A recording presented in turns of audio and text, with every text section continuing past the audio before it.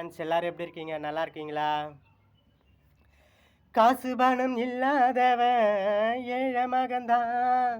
அவன் காட்டோரமா ரோட்டோரமா படுத்து தூங்குறான்.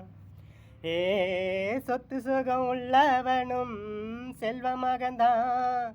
அவன் பஞ்சு மெத்த போட்டிருந்தும் முழிச்சு ஏங்கிறான். இது மற்ற பேர்களுக்கு எது கவலை?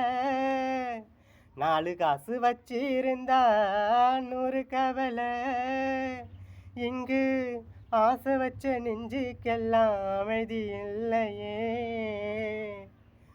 என்ன விலை? அது என்ன விலை?